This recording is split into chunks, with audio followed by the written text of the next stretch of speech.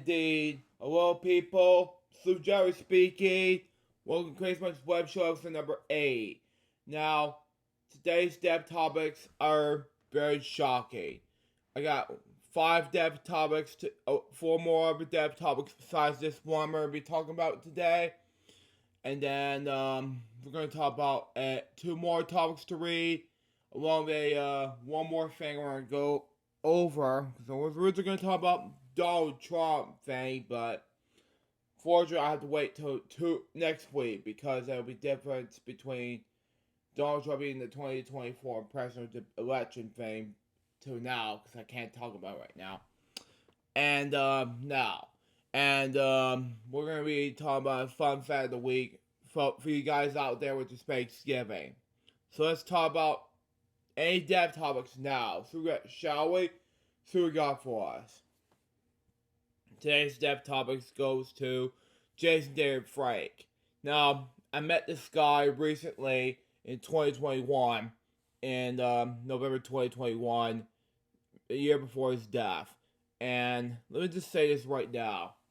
I met him at Planet Fun, and he was a great guy. And to work, to make me feel like, to see it in person.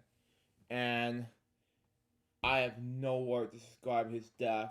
And a year later, I have no idea what to say. I'm going to miss him dearly, you know. Let's report this news.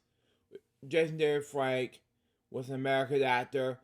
As an actor, he was best known for his role as Tommy Oliver in the Mighty Morphin Power Rangers and other shows. Now, I've seen him since Dollar Thunder, and let me tell you something. It was a great show to watch in the Toon Disney days. So there you go. Frank was born in Community, California on September 4th, 1973. His career began with Power Rangers, as he was cast in the role of Tommy Oliver, the Green Ranger. Okay? The role was set for 14 episodes, but due to the popularity of the character, he brought back as a White Ranger, as a new leader of the team. Frank was supported to be the lead character Steel in VR Troopers, originally called Cybertron, and shot in a pilot episode, and after being called back for the Power Rangers.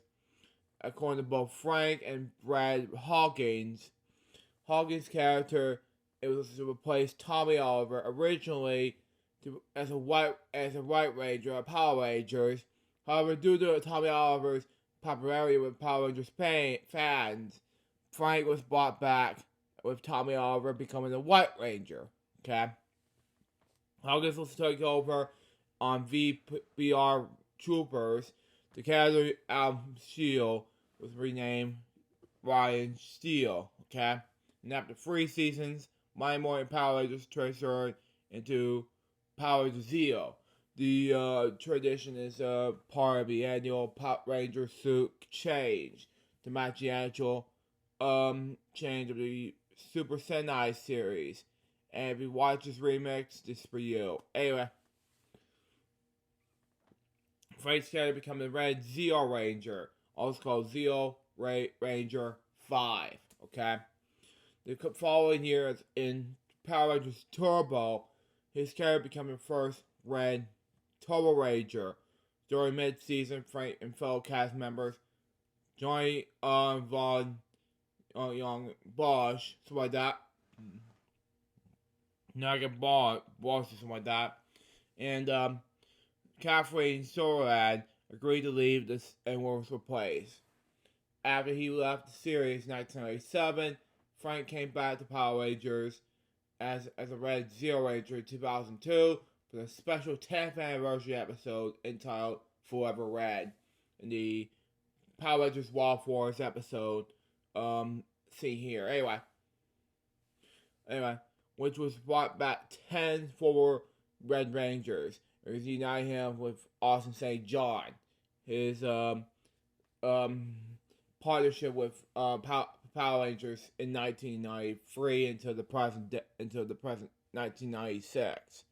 He was there with in Zeo as from Austin St. John as a Gold Ranger until 93, 94 as a um, Red Ranger over there. But anyway, he was in Spider's Role in 2004, which I grew up with as a kid in Power Rangers Dial Thunder. It's a black Dial Ranger. Okay? During this time, Frank was always shown his long sleeve shirts and cover his tattoos and his arms. I have to agree with this right there. Now, my friend Remix Plum told me he watched this since the very beginning.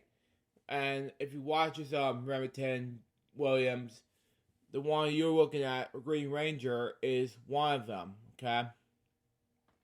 There was also the case of Dirty Forever Red of Wild Force. Being the Black Dial Ranger was a favorite of Douglas Shawn. And I have to agree with that, because this is one of my childhood favorites. He jokes that Saban and Disney are both the same. They're cheap. Wow. But they're also very impressed with the production group of Dial Fighter. Yeah, I have to agree with that. Frank inspired the role as Tommy Oliver, who was then turned with Green Ranger with the episode. In the season finale of Power Rangers Super Mega Force. Okay? Frank impressed interest in development of Green Ranger solo series or feature film after a concert with Stan Lee at the comic book convention. Frank had a cameo role in the 2017 film Power Rangers as a convention of Andrew Grove. Wow. Alongside fellow Power Rangers actress Amy Jo Johnson, okay? In 2018, he inspires role as Tommy in the episode 10 of Power Rangers Super Ninja Steel. For the 25th anniversary of Power Rangers, okay? On August 2022, Frank revealed that he had retired from the franchise. Now, I grew up with the show when I was a kid, and Dial Rangers was my best choices, and then SPD and early days of Mystic Force. Then I branched out of it, and I'm going to talk about more about that, and that's my story of Power Rangers, okay? Now, here's some story behind Back in the Sun. Super Power Beatdown. Something I have never heard of. On November 7th, 2013. Frank appeared on Super Power Beatdown. It's a White Ranger taking on Scorpion from Mario Kombat. Wow. He appeared again on May 5th, 2015 as a Green Ranger and fought Ryo from Street Fighter. Wow. After assessment of Superpower Beatdown series, Bad in the Sun began the development of web reality series of Frank, titled My Morning Life. In 2015, the show began airing season 2. New Era, Legend of White Dragon, which, by the way, number one, it was Gary B. my time. I heard about this in 2021, and while I was meeting up with Jason Darren Frank in person. And two, it was a great option to meet while I was at Planet Fun. It was a great idea. I called the Planet Fun people, and they thought it was a great idea. So, there you go. He was originally going to do it in October 2021. And I thought November 5th is a good idea of 2021. But anyway, the film for The Legend of the White Dragon launched oh my god, 2020. Wow, okay. Initially, it was going to be a mini-series of fan film. Okay. But with the popularity and excitement, it grew to be a full feature-length film. The film includes past Power Ranger performances such as Frank, Jason Watt, and Kira Hana. Other cast members includes Mark Dodges, have announced it, Michael Madsen, Andrew Brian Badger, and Jenna Frank. The movie wrapped in 2021, which I saw, by the way. Its current production is set to release next year.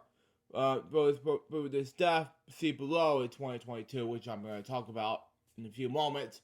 Release will be performance, fine material arts, with knowledge and many of different styles of material arts that includes Scion, Ryo, Taekwondo, I can't pronounce that. Judo, whatever that was. Anyway, Brazilian Jiu-Jitsu, Muay Thai, Wing, something like that. I don't know. Jordu and Aikido. Franklin collected the most popular applications, modified them with his own can't pronounce this word, sorry, and created his own breed of American karate, special Kondo. On my 8th birthday, he was inducted in the World Karate Union Hall of Fame. Wow. Frank appeared on the Auto Classic on February 29, 2008 in Columbus, Ohio. Frank was temporarily get GS World Record holder in January 2013. He was successfully broken the existing record, the most 1-inch pine boards broken during free fall. Okay? The previous records was only 2 boards broken. But Frank intended to break 8 and essentially broken 7 in this record. Breaking a tap. Okay, makes sense anyway. His record was eclipsed only a few months later, May 2013, by current Jewish World Record holder Ernie Torres. Okay, who broke 12 boards during his attempt. Wow. Okay. Now, for those who don't know, Torso Kondo was created by him and prepare host named by Karate, Judo, when I know something like that, blah blah. Wayne Chum, J.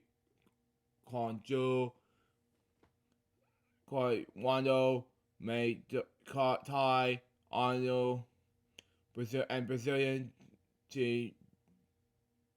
Something like that. And its origins in the United States, focus is hybrid. On this is full contract, and the rig sport is no. Anyway, mixed material art on August 21st, 2019.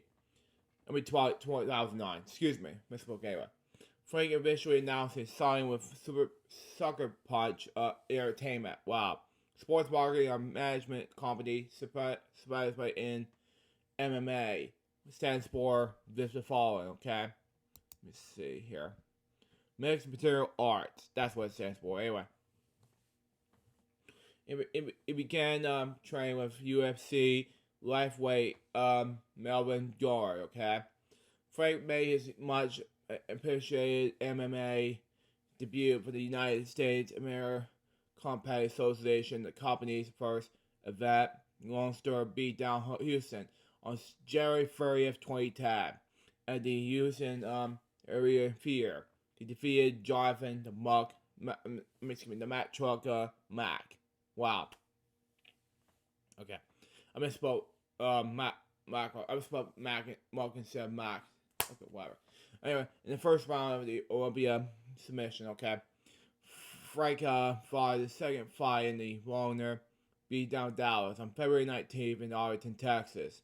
Same with the Says and State with Dimebag Daryl Abbott and V. Paul. Okay, his opponent was Chris Rose, who made his great interest wearing Teenage Mutant Ninja Turtles robe. Now, I've been a huge fan of Teenage Mutant Ninja Turtles myself since the 2003 series.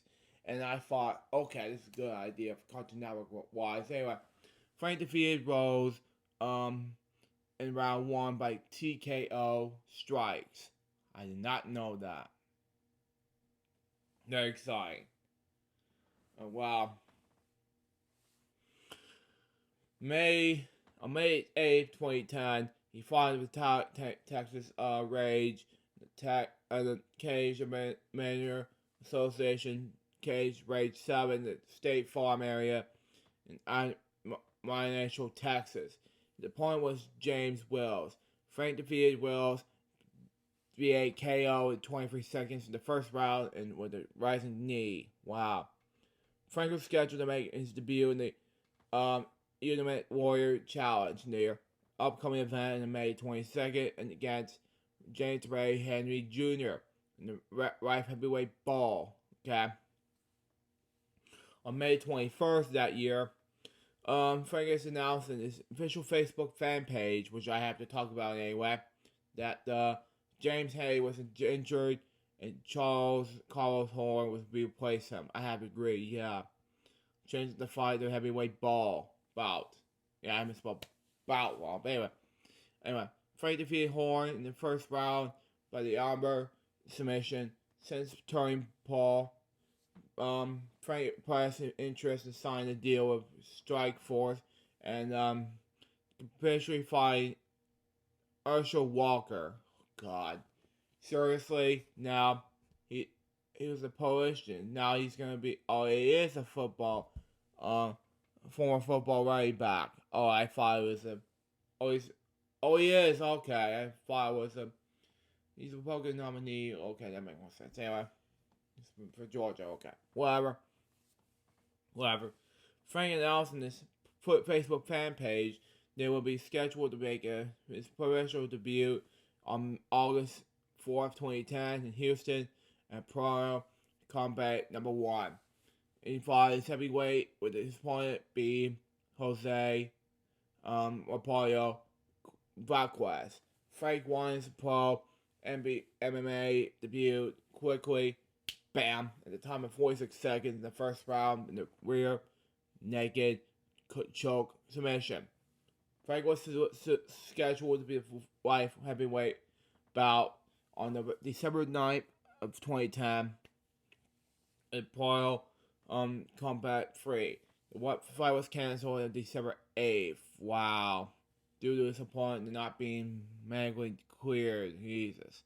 He was then scheduled to face Sean Margashuo on July 22nd, 2011 at Legacy FC 7. However, due to possible bet caps, the fight was cancelled. Wow.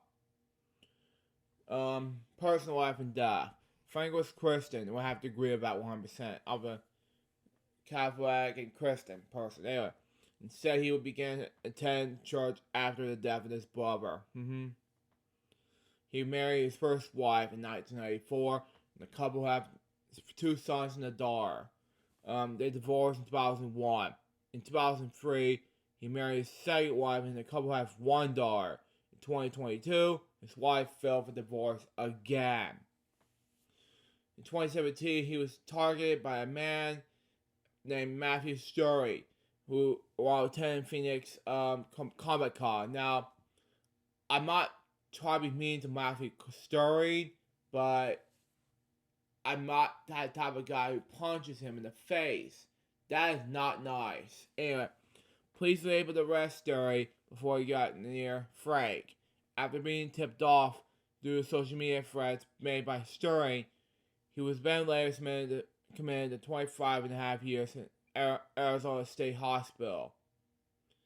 That was, oh man, sad. No, he died in Texas on November 19th, 2022 at the age of he was 49 years old. His death was reportedly rolled into suicide, which I'll have to talk about in the end of the episode.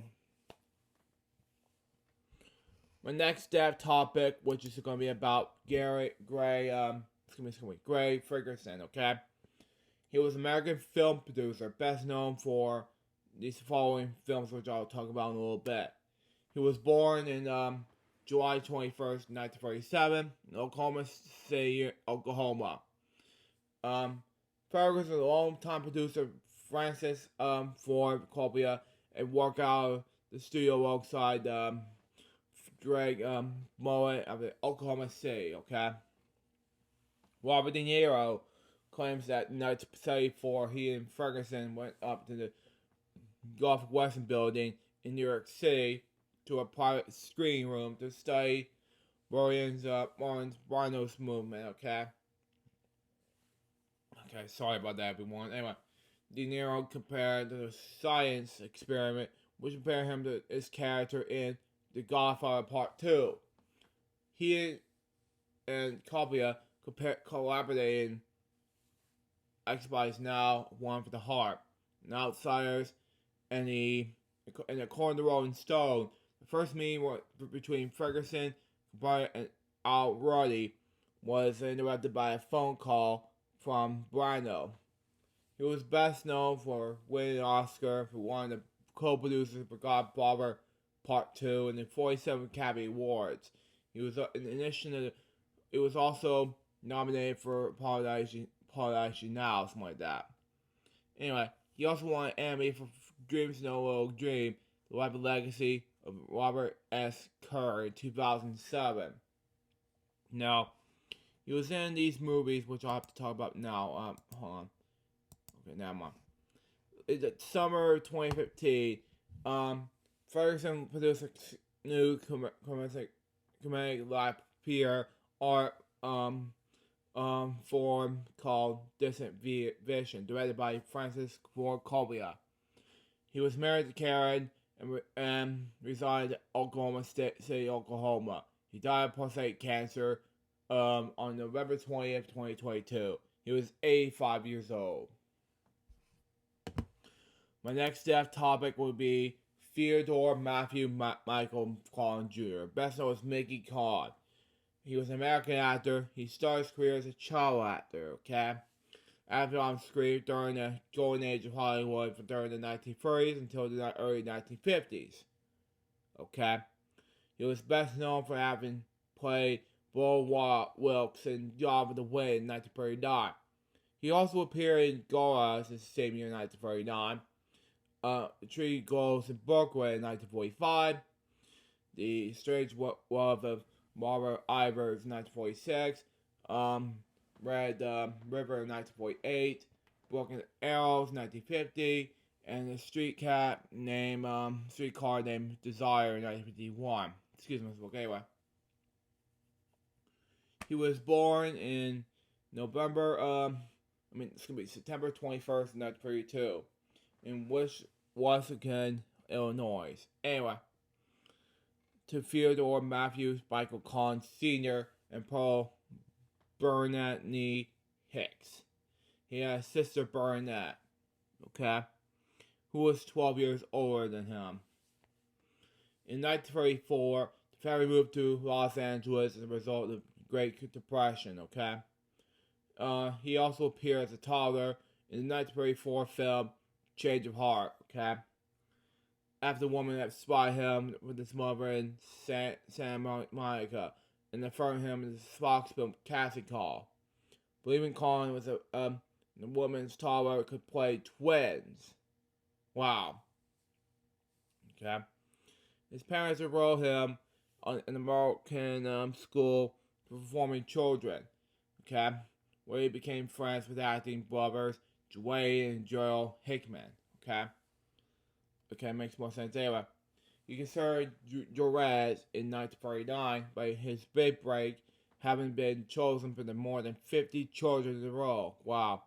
Afterwards, he been selected for the roles of Bull Wilkes in God of the Wind. Recall that the receptionist and the classic call told him, "Mickey, we were waiting for you." He essentially announced that the role has been filled, like that. Collin appeared as the adopted sons of John Wayne's character in Red River in 1948, just for you, Dad. Anyway, and then Broken Arrow in 1950, starring James Stewart. The film, A Streetcar Named Desire in 1951, reunited him with Vivian Lee, 12 years after they worked together on Gone with the Wind. In The Streetcar Named Desire, he played a sailor to direct Lee's character that branches the correct streetcar who were taking her in the sister's neighborhood that began the film.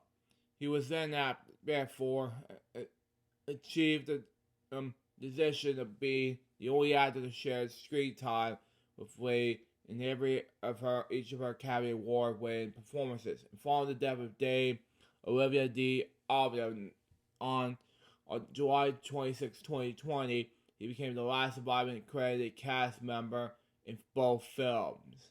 Okay? Wow. Navy career began when he served as a U.S. Navy from 1951 until 1955 and worked the aircraft elections thereafter. Electrician thereafter. Anyway, excuse me. Anyway. His post-acting career began after finishing his Navy service. Khan decided that the television record acting briefly appeared on the television industry. Alfred Hitchcock Presents was only on for a television role, so he was found an appealee. He left the film business in 1956 to attend college and worked for American Airlines from 1965 until the year I was born, 95. The Boston Airport, and attracted politicians until his retirement. Okay? He regularly visited film festivals dealing with his films. Okay? Carl was married 5 times. His first marriage is to Jean Mary Hennick, lasted from 1956 until 1952. They have 2 children, including son Theodore Matthew Michael III. Okay? His third name Shannon Farron, Wilson Negre, and Jan Baldwin, which ended in divorce. Okay? Oh wow. His last wife and an American Airlines co-worker named Barbara Tracy was married him from 1985 until his death. In 2005, Khan received a Golden Boo Award, an award given to the knowledge similar compositions of Western genre. He is given living in Naples, Florida, and volunteered 4 hours per week in a local hospital. He died at hospital casualty in Naples on November 20th, 2022. He was 9 years old. My next depth topic has to do with John Y. Brown Jr. Now, this has to be a very long one. I'm not going to read all of the details of what's going on with this in the bottom because this is getting ready to be too long to read. So there you go. Anyway, now, he was the best known as John Young Brown Jr. He was an American politician and raptor businessman from Kentucky. He served as the 55th governor of Kentucky from 1979 until 1983. Wow. And built the Kentucky Fried Chicken into a multi-million-dollar restaurant chain. The son of United States Congressman John Y. Brown Sr., Brown's talent for business became a millionaire in college, where he made a sudden amount of money selling encyclopedia body sets. Okay. Born December 28th, 1933. Anyway. Okay. After briefly practicing laws in his father, he purchased KFC from founder Howard Sanders in 1954. Excuse me, anyway. Brown turned the company into worldwide success, and Brown sold his interest in the company for a huge profit in 1981. He then visited several other restaurant ventures, with not matching the success of KFC. During the 1970s, he also owned and various types of their professional basketball teams, including the American Basketball Association's Kentucky Casuals, then the National Basketball Association's Boston Celtics, something like that, and Buffalo Braves, currently the Los Angeles Clippers. Okay, despite having previously shown little combination towards politics, Brown surprised political observers by declaring his candidacy as governor in the 1979 election. With the state and nation facing difficult combination times, Brown promised to run for the state government like a business. Exactly. Anyway, Stormy campaign funded by his personal fortune that allowed him to win the Democratic primary. Okay, going to defeat former Republican Governor Louis B. Nunn in the general election. Okay, because he owned few favors to established political leaders. He appointed that made successful business people to state that posts instead of making political appointments. Following through his campaign promise to make more desired appointments, he was named a woman and then an African American to his cabinet. Wow. During his tenure, violent is then less influence over the leadership than previous governors. Okay, he was then previously absent from the state, leaving Lieutenant Governor Martha Lane's college as acting governor. Okay, makes sense. More than a quarter of his term. He was later completed for the U.S. Senate for this governmental term in 1984 election, but withdrew the race in only 6 weeks. Okay, he continued to invest in his business ventures, and most important profile for this, which was Kenny Rogers Roasters. Okay, Wood Roast Chicken restaurant he founded with country music star Kenny Rogers. Okay, who then passed away. He was then married 3 times. The second time for the former Miss America Princess George was among his children, a news anchor, Pamela Ashley Brown, and former Secretary of State of Kentucky, John Young Brown III. He died November 22nd, 2022. He was 88 years old. Not going to talk about anything happened in the hospital in Leamington. He has been dealing with his health conditions concerning the COVID-19 since this summer. Wow. Yeah, that's gonna be it. So I'm gonna read more about his. So that's gonna be it. My last dev topic is gonna be Charles Coleman. Anyway, he was an American musician, music producer, and businessman. Okay. He held executive promotions at EMI and Steve Madden. He was the chairman of Martha Stewart Living Omega. At the time of his death, he was the CEO of CAC Entertainment. He was born to a Jewish family on March 30th, 1940. The son of Reuben and Ivan Coleman. His uncle, Morris,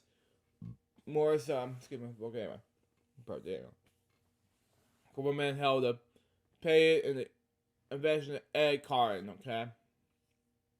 Makes sense anyway. He bought the music business as a member of the musical group The Ivy Free, which was a top 10 of 1960, entitled Yogi after cartoon Yogi Bear. Wow. Soon after, Coleman and Bay made and future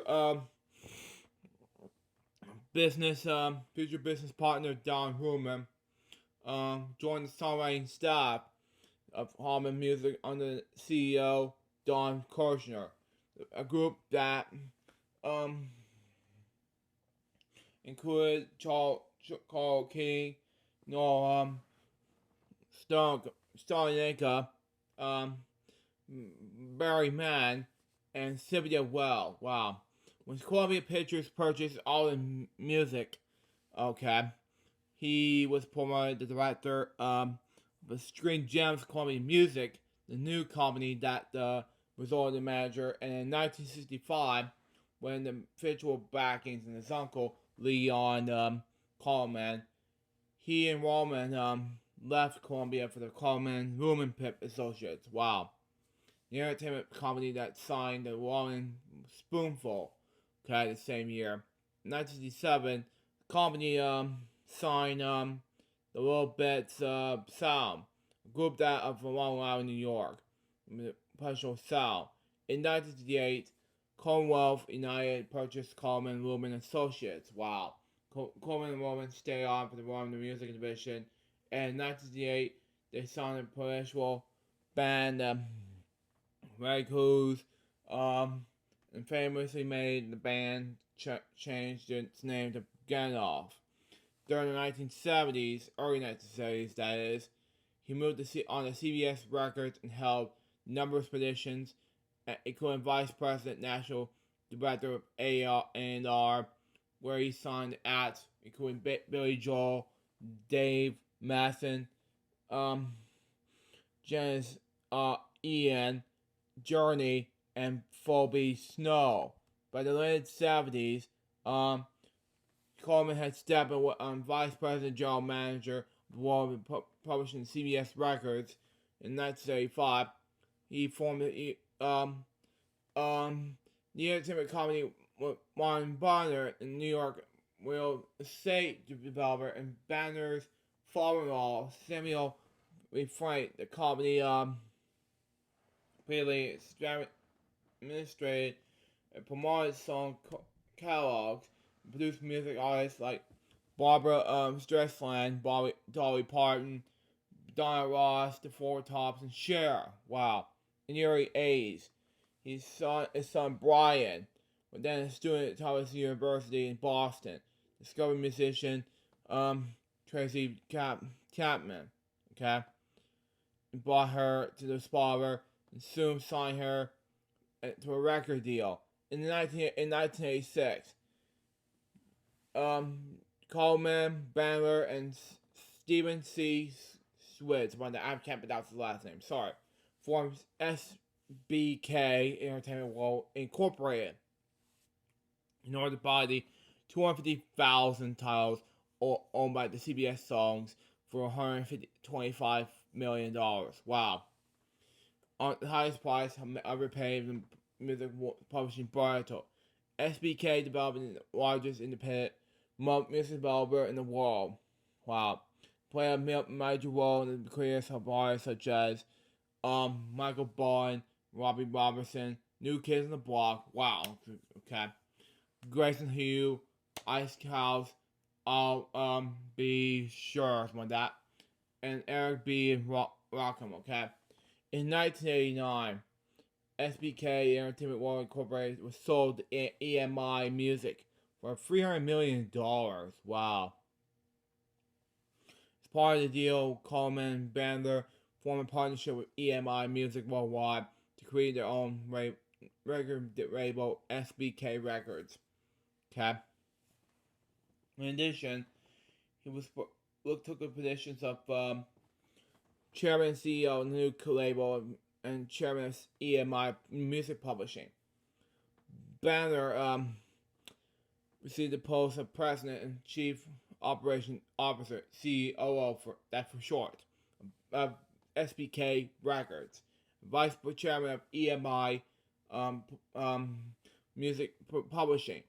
Only 1 year after SBK Records opened, they received their first platinum album for Teletronic's Pumpin' the Jam album. SBK Records went on to sign artists like Jesus Jones, Wilson Phillips, Waterfront, with Vanilla Ice. If you watch the remix, Ice Ice Baby for you, and Queen's been on it as well. Anyway, among others. In 1981, Cobbleman Banner sold their share of SBK Records for EMI Records. EMI Music, excuse my smoke, anyway. Making EMI the sole owner of the label. When EMI Music decided to concentrate its operations to form EMI Records Group North America, Coleman was severely appointed the chairman and CEO. Wow. During his time in EMI, Coleman played an integral role in the reunion of his singer Frank Sinatra with Capitol Records, was swapping the 5 million selling albums duet. Coleman served as CEO until 1997, from 2000 to 2004. Coleman was chairman of Steve Madden Ltd. Okay,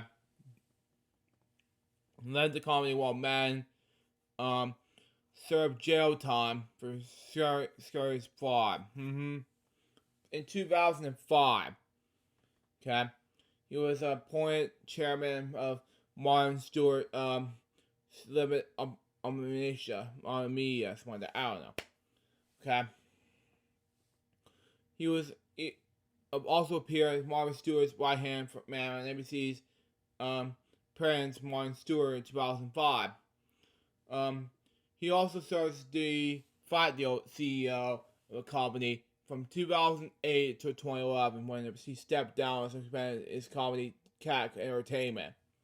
Since 2010, Coleman serves as director of Six Flags Entertainment Corporation. If you watch this, guys, for you guys. Anyway, he serves and also serves on the board of directors of Las Vegas Sands.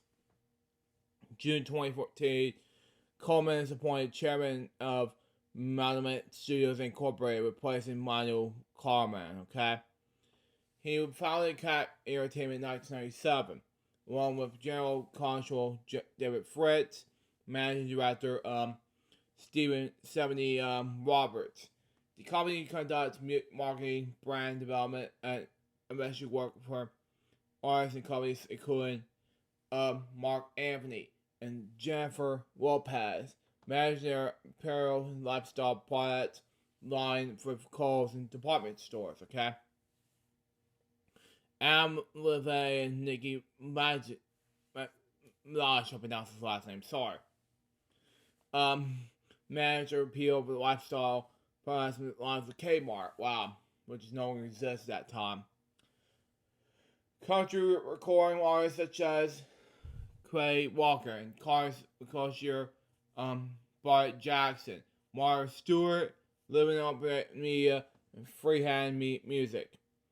His personal life was he was married twice. His first wife was Bram Buddy Coleman, who was also Jewish. Wow. They have 3 children, Brian, Stacy, and Jennifer. She died of pancreatic cancer in 2008. Wow. On October 29, 2011, he married Gary Hill Coleman. His daughter, Jennifer Hutt, is a radio personality who has hosted several radio shows, including the popular Sirius satellite radio show Just Jenny. His son, Brian Coleman, is a screenwriter whose credits includes Rounders and Ocean Spurt Tea. He died on November 25th, 2022, yesterday. He was 82 years old. Now, we're going to do the moment of silence pledge in regards to these 5 people right now.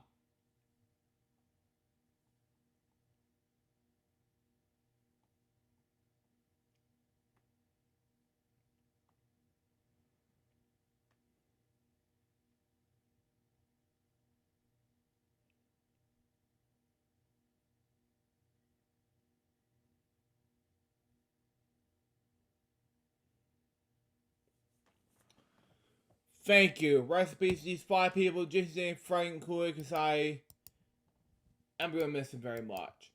Anyway, my next topic has to do with Bob Iger. Now, if you remember him as a, whatever he was at the time for Disney, now he's back as CEO of Disney. So, replacing Bob Chapek as a brief terminus potential, okay? He's CEO, now key points, okay? He's back as CEO of Disney. Bob Chapek was named CEO in February 2020 and came out under fire for various decisions. Now, and shares Dow Fury component and Disney jumped Monday. Now, this happened for 2 reasons. One, I want to talk about Pinocchio, and this too, for right now. I've watched the Disney version, and it was terrible. 2, some part, Remix recommend us the 95% own 2022 different type of Pinocchio. It was good amount.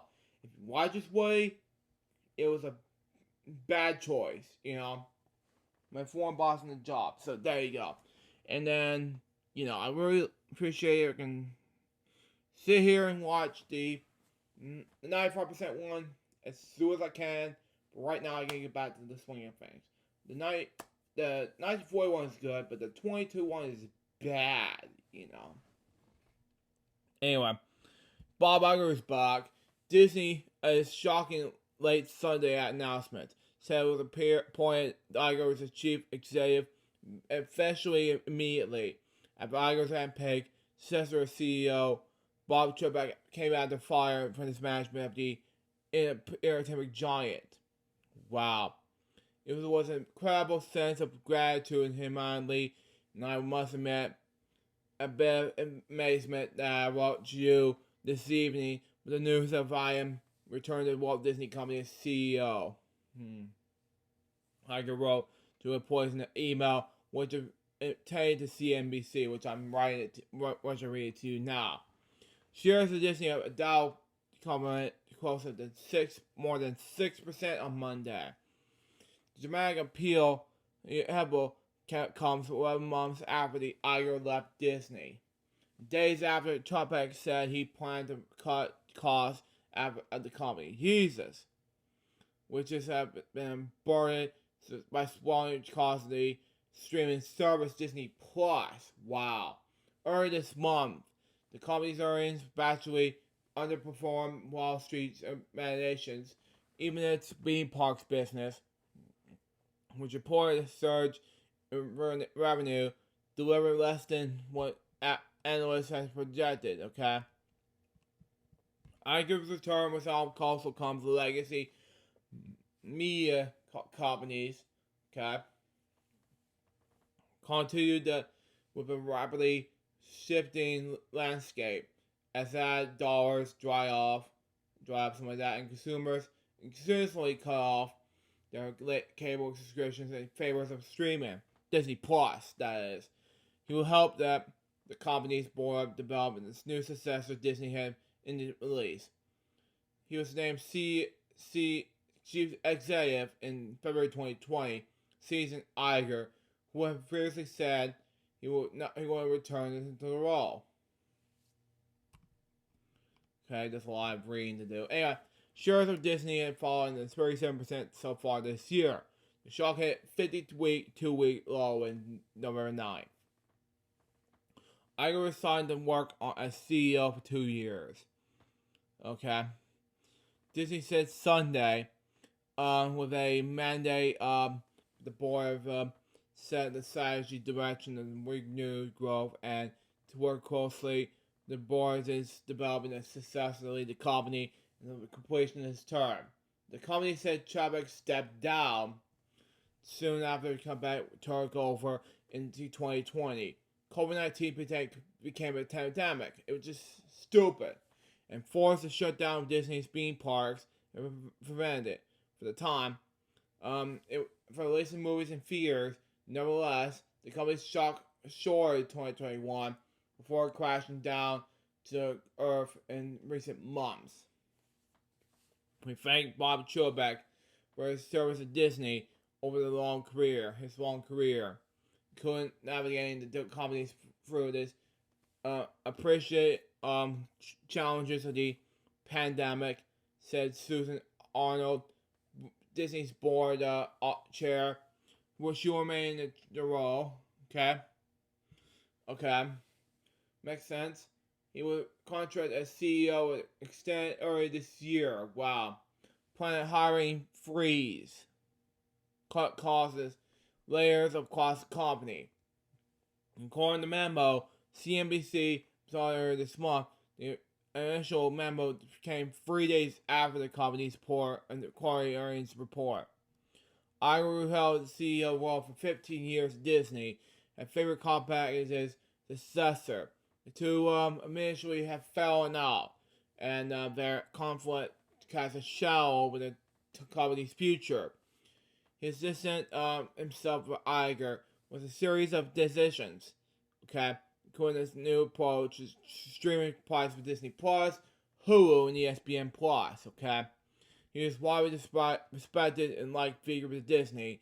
He oversaw its deals to acquire Pixar, Lucasfilm, its Star Wars properties, and Marvel, all of which has become multi-million-dollar initial probably be home moms. He then meanwhile angered employees in this initial silence about the "Don't Say Gay" law in Florida. Jesus. Where the company's Walt Disney's World Resort is located. He then received rollback in the becoming positions such as Florida Governor Ron DeSantis for signing it. Earlier this month, CNBC reported that Trump has been in touch with the Republican leaders in positions for the COP taking over the House. He also wanted to criticize layering the conversation over Sorry Johnson's pay. All this made no sense for work in the Marvel movie Black Widow. Again, I watch it on Disney Plus, and you, Chapek, make no sense. Okay. Chapek did not immediately want to respond to this question comment. Now I have to read Iger's email for Disney employees here, seen here. Anyway, dear fellow employees and cast members, it was an incredible sense of gratitude and humanity, and I must admit, a bit of amazement that I wrote to you this evening with the news that I returned as Walt Disney Company as CEO. When I look at the creative process in terms of across our studios, Disney General Management, General Entertainment, someone like, ESPN and International, the rapid growth of our streaming service, Disney Plus, that is, phenomenal reimagining and rebranding of our parks, and the continued great works of NBC News, and so many other achievements across our businesses. In all of your accomplishments, and I am excited to remark with you and the many new vendors. I have to agree about Iger. Anyway, I know this company has asked so many of you during this past 3 years, and these times certainly remain quite challenging. But as you have heard me say before, I'm an promise, and I've learned one thing with my years at Disney, that even in in the face of certainly, perhaps especially the face of certainly, you have to agree with that. Our employees and cast members achieve the possible. Yeah, exactly. You will be hearing more from me and your leaders tomorrow and in the weeks ahead. In the meantime, allow me to express my deep gratitude for all you do. Disney holds a special place in their hearts and people around the globe thanks to you. And your decision is this company is a mission to bring joy to people that were great storytellers and inspiration to me every single day. Bob Iger. Wow. Now, I'm going to read Disney's full announcement here. Seen here. Anyway, the Walt Disney Company has announced today that Robert A. Iger is now to lead Disney's CEO effective immediately. Mr. Iger, who spent more than 4 decades at the company, including 15 years as CEO, has agreed to serve as Disney CEO for 2 years. Wow. With the mandate of the board to set the strategy decision to renew growth to work closely to its board of developing a successor to lead the company the completion of its term. Mr. Iger succeeds Bob Chapek, who has stepped down for this politicians.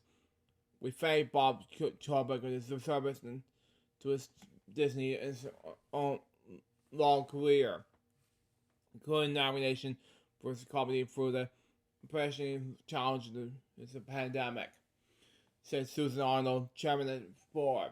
The board has concluded that it's Disney embarks on the gradually complex periods of industry transformations. Bob Iger is gradually situated to lead the company through this partnership period. I have to agree, yeah. I'm just scroll down a little bit because there's a lot of reading to do. Anyway, Mr. Iger has a deep respect for Disney. Yeah, I agree. senior leadership team, most of whom he worked closely with until with his top departure with his executive chairman 11 months ago. Wow.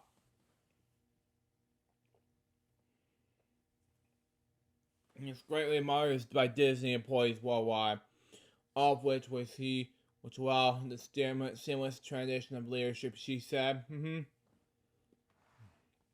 position of chairman of board remains unchanged, with Ms. Arnold serving in that capacity. Wow. I'm extremely optimistic like that. The future of a great comedy, and thrilled to be asked by the board to return as the CEO, Ms. Iger said. Okay, Disney is prepared. Slow down. Anyway, slow down. Comparable brands and those franchises that hold a special place in the hearts of so many people around the globe, most especially in the hearts of employees, whose dedication to this company and its missions and the prosperation. I'm deeply honored to be asked to again to lead some remarkable team with a clear mission and focus on the creative excellence of the inspired generations and through rival, both storytelling. During his 15 years as CEO from 2005 to 2020, Mr. Iger helped build Disney into one of the world's most successful and admired media and entertainment companies with a strategic vision focused on creative excellence, technical innovations like that, and international growth. Okay, he spent on Disney's legacy and paranoid storytelling with the acquisition of Pixar, Marvel, Lucasfilm, and 21st Century Fox, and increased the company's market and capitalization fivefold during his time as CEO. Okay, Mr. Iger has continued to direct Disney's accreditations and beneficiaries until his departure as executive chairman last December. Okay, and the company's robust pipeline as of content as a testament to the leadership of the vision. So that was that topic. Now let's move on to the last topic, and that'll be, of course, excuse me. It is going to be Power Rangers Jason David Frank wife called cops after heated argument by discovering hot hotel room. Wow, this can be sad. Now, I talked about Jason David Frank earlier in the episode, and we're going to talk about it anyway. The entire Power Rangers fandom was reading on the death of star Jason David Frank, and we've learned that about the sequence of, sorry, the shake in the background. Anyway, sequence of events in the hours leading up to the suicide. Yeah, Walt Carson sources that tell TMZ that Jason and his wife Tammy checked into the Texas hotel Friday that we told the two we are in the middle of the divorce, got separated rooms. But some at this point that straight couple that got an argument in Tammy's room, who told that staffers were calling to calm things out. Peace was restored. I have to agree with that 100%. Anyway, a law enforcement source said that at this point, even Friday early Saturday morning, the two got in another argument and Jason locked Tammy out of this room. Oh, God.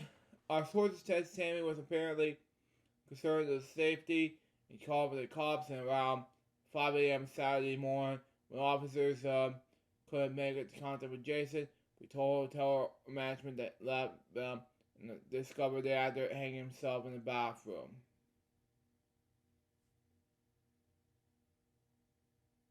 First of all, I did not know why. Secondly, it was shocking to me to say this. Well, TMZ brought the story of 29-year-old's death. We told Jason had died by suicide. I did not know this. when I first heard about it, it was the 20th day. It was shocking. Anyway, Jason survived by his 4 kids. His web told us he loved his family, friends, and fans very much. Yeah, I have to agree with it, including me. He's truly missed. If you want, and I'll be that topic and for TMZ. Now, I'm gonna do, and that's all my topics for today. Now let's move on to Thanksgiving. Fun fact of the week for you guys. Now, happy Thanksgiving. Thanksgiving is a national holiday celebrated on various dates in the United States, Canada, which is October by the way, Grenada, St. Lucia, and Liberia. It begins the day with giving thanks and blessings, the harvest, and the present year. Several named Harvest Festival holidays occurred throughout the world during the album, including in Germany and Japan. Okay, Thanksgiving celebrated the second Monday of October in Canada and the fourth Thursday in November in the United States, around the same part of the year in other places. Although Thanksgiving have physical roots in religious and cultural traditions, and have long been celebrated as a spiritual holiday as well. And that's a fun fact of the week for you guys. And that was this episode 8 of Crazy Bunch's Web Show. Now before we wrap things up, there will not be anything happening on Saturdays anymore. So there will be Crazy Bunch's Web Show episodes throughout Sundays now, because I will be doing much Crazy Bunch Web Show episodes throughout the Sunday era as of next week, because Sunday the 4th, because I have to most importantly focus on weekend celebrations on the Saturdays now. And most importantly, next week it's going to be season 9 of FWL. So I'm going to be more focused on season 9. And yes, I had to get ready for very exciting stuff right there. It's going to be very important for me to do this. So, get ready, because it's going to get very, very exciting. So, there you go. Stay tuned for the next episode, which will be the very first Sunday of the Crazy Bunch Web Show episode. Now, excuse me, I gotta get some food ready, and, not food ready, but probably eat something while I'm here before lunch is ready. Anyway, buy something shopping, and that'll be it for me. Till next time, salute Jerry, bye, piece of baby. Get more Crazy Bunch web shows every single Sunday now for you guys very soon. Till it's out. See ya.